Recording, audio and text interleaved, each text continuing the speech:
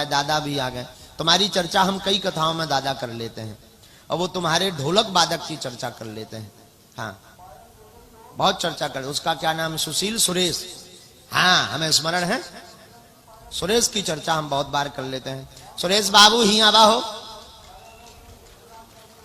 ये वही सुरेश बाबू हैं जिनकी चर्चा हम अक्सर कथाओं में बोलते थे कि एक बार ये हमारे दादा कीर्तनकार, इनको दादा दादा सब कहते हैं तो हम भी कहते हैं, तो कीर्तनकार आप जो है माठ साहब एक बार एक मंदिर गए, मंदिर में दर्शन करने जाना था।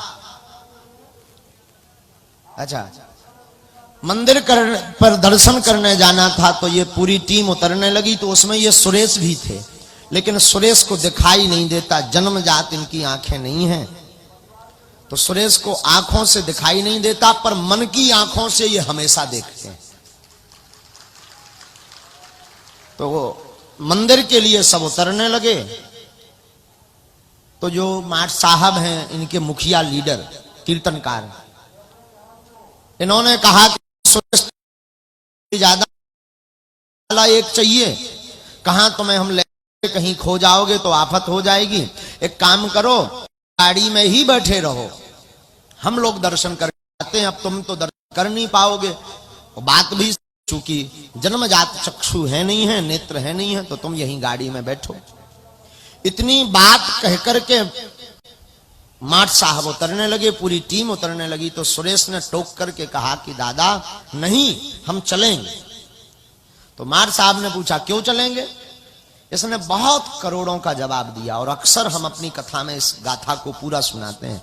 इसने करोड़ों का ये जवाब दिया, बोले दादा भगवान ने हमें आंखें नहीं दी तो ये तो निश्चित है कि हम भगवान को नहीं देख सकते, पर हम मंदिर इसलिए जाएंगे कि भगवान को हम भले ही ना देख पाए कि कैसा वस्त्र पहना, कैसी माला पहनी, कैसा श्रृंगार है, कैसा रूप है, हम भले ही ना देख पाए, पर भगवान तो हमें देख लेंगे कि हम कैसे हैं।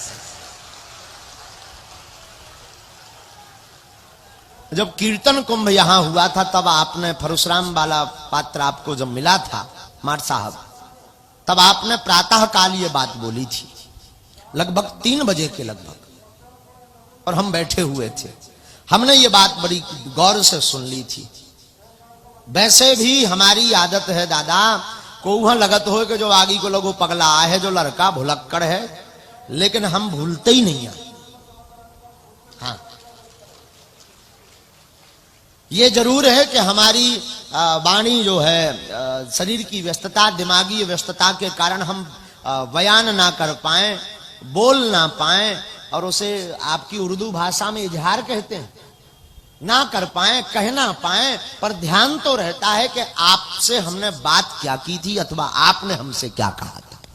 और हमारे लो जरूर ध्यान ना हो, हमारे लो एक ऐसा वाईफाई है जिसकी चिप अनलिमिटेड है, उसमें तो डाटा हमेशा सेव रहा।